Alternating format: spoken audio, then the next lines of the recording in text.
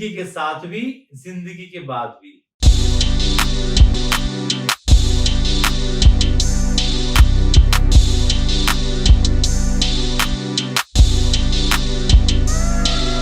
हाय, मैं हूं मोहित Panjal from directorsinvestments.com। इस वीडियो के थ्रू मैं आपको बताऊंगा इंडिया का सबसे बड़ा आईपीओ के बारे में।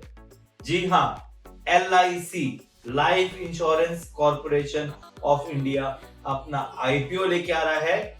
21,008 करोड़ रुपए का आईपीओ है। इतना बड़ा आईपीओ का साइज है।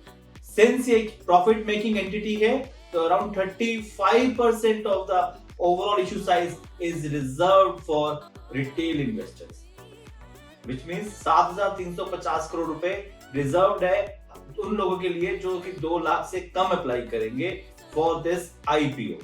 LIC आईपीओ के इंपॉर्टेंट डेट्स एंड डिटेल्स यहाँ पे ऑलरेडी मेंशन्ड है। अब हम ये एनालाइज करते हैं कि क्या ये LIC का आईपीओ लॉजिकल रहेगा इन्वेस्टमेंट के लिए या नहीं। मैं जो वीडियो बना रहा हूं ये एक एजुकेशनल वीडियो है, just to brief you with all the facts and figures. Investment in LIC IPO आपका खुद का रहेगा, मैं सिर्फ आपको फैक्ट्स एंड डिटेल्स बता रहा हूं। अब चलते हैं सबसे पहले LIC के बारे में। LIC is the second most popular brand in India. इसकी जो ब्रांड वैल्यू है वो है 66,210 करोड़ रुपए की। खाली brand value, which means LIC is one of the most trusted brand in India. LIC का जो मार्केट शेयर है वो है 66.2%। किसमें? For insurance platform. LIC India का बिगेस्ट इंश्योरेंस प्लेटफॉर्म है, biggest and world wide 5th largest. So आप सोच सकते हैं कि LIC का कितना बड़ा होल्ड है। 66% ऑफ द ओवरऑल प्रीमियम कहां जाते हैं? LIC के पास।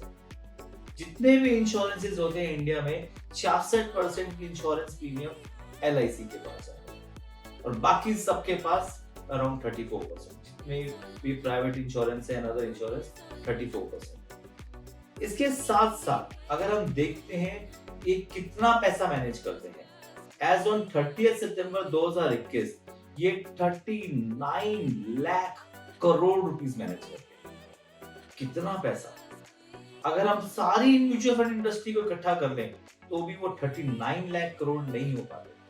दे manages 39 lakh crore rupees for investments. LIC के 2048 ब्रांचेस हैं, 113 डिविजनल ऑफिसेज हैं, 1554 सैटेलाइट ऑफिसेज हैं।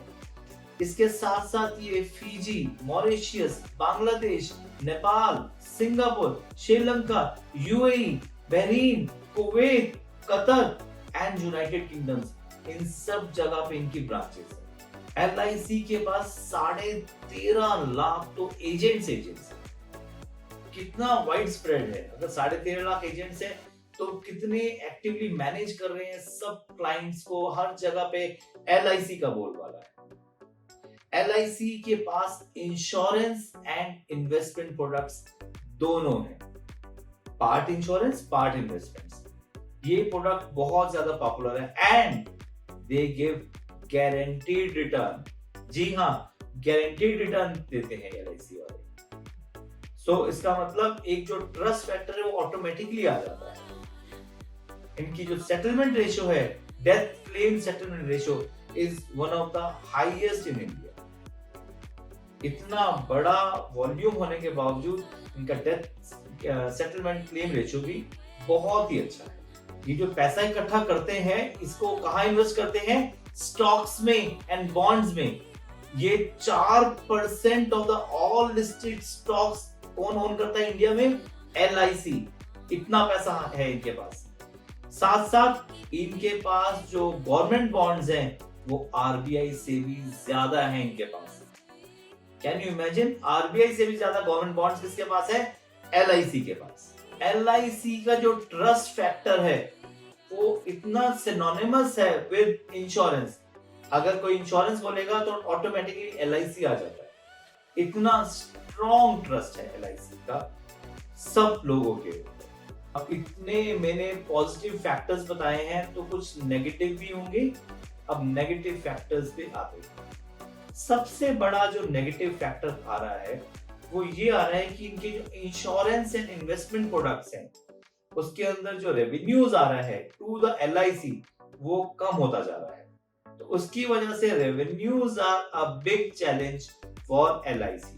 ट्रेडिशनल प्रोडक्ट्स में रेवेन्यूज हैं, पर जो आजकल जो न्यू प्रोडक्ट्स आ रहे हैं जो कि सब जगह डिमांड में हैं, इंश्योरेंस एंड इन्वेस्टमेंट प्रोडक्ट्स, उसमें चैलेंज आ रहा है फॉर द रेवेन्यूज। साथ साथ इसकी जो एम्प्लॉइज हैं, अप्रोक्सीमेटली 1 लाख से ऊपर एम्प्लॉइज हैं। कोरोना के टाइम पे एक बहुत बड़ा डेंट आया because employees were paid there salaries but earnings were not happening in that time. तो एक फैक्टर है कि एवर ग्रोइंग एम्प्लॉइज हैं, उनकी एक कॉस्ट है which is a concern. LIC of the late अपना मार्केट शेयर खत्म करता जा रहा है।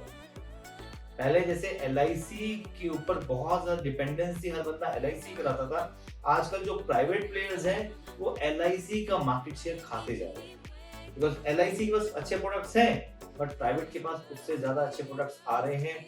उनके लिए स्पेशल फोर्स है, दे आर वेल इक्विप्ड, तो वो उनका रेवेन्यूज, उनका मार्केट शेयर खत्म कर रहे हैं LIC का स्लोली एंड ग्रेजुअली। एक और फैक्टर है कि LIC एक PSU है और PSUs में बहुत सारे अप्रूवल्स इंस्टेंट नहीं आते, कहीं ना कहीं गवर्नमेंट इंटरफेरेंस है ही है। तो वो एक फैक्टर है कि LIC की जो रेवेन्यूज हैं, LIC की जो न्यू प्रोडक्ट्स हैं, वो उस हिसाब से लॉन्च नहीं हो पा रहे। But in spite of that LIC is the biggest life insurance company in India. Company के प्रमोटर्स कौन है? The President of India acting through the Ministry of Finance and the Government of India. They are the company's promoter.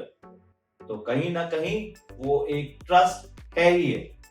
अब जानिए LIC के financials, कि company के financials कैसे हैं। अगर हम नजर मारते हैं 31 मार्च 2019 के फाइनेंशियल्स पे, तो उनके टोटल एसेट्स थे 33,66,334 करोड़ रुपए के एसेट्स हैं, जो कि बढ़ के 31 दिसंबर 2021 की जो फिगर्स आई हैं वो है 40,90,786 करोड़ रुपए। कितने ज्यादा बढ़ गए। अगर हम प्रॉफिट आफ्टर टैक्स देखते हैं तो 31 मार्च 2019 का जो प्रॉफिट आफ्टर टैक्स है वो है 2,627 करोड़ रुपए। अगर हम 31 मार्च 2020 की फिगर्स देखते हैं तो कम नहीं हुआ था, 2,710 करोड़ रुपए का प्रॉफिट आया था। 31 मार्च 2021 की फिगर्स देखें तो 2,974 करोड़ रुपए के तो प्रॉफिट आ चुका है और 31 मार्च 2021। एंड अगर हम 31 दिसंबर की प्रोविजनल फिगर्स देखें तो 1,715 करोड़ रुपए तो ऑलरेडी वो प्रॉफिट अर्न कर चुके हैं। आप देखिए क्या इनकी स्ट्रॉन्ग फाइनेंशियल, स्ट्रॉन्ग मतलब strongest of the strongest financials है, बहुत ही अच्छे फाइनेंशियल्स है LIC के। अब हम जानते हैं कि क्या इस IPO में इन्वेस्ट करना चाहिए कि नहीं।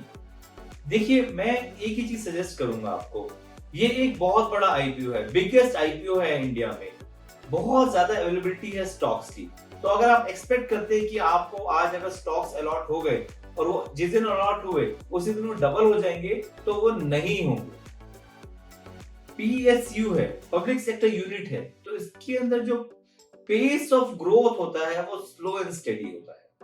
तो ये स्टॉक कभी भी लिस्टिंग गेन के लिए तो है ही नहीं। आप इसको सिर्फ लॉन्ग टर्म रखिए।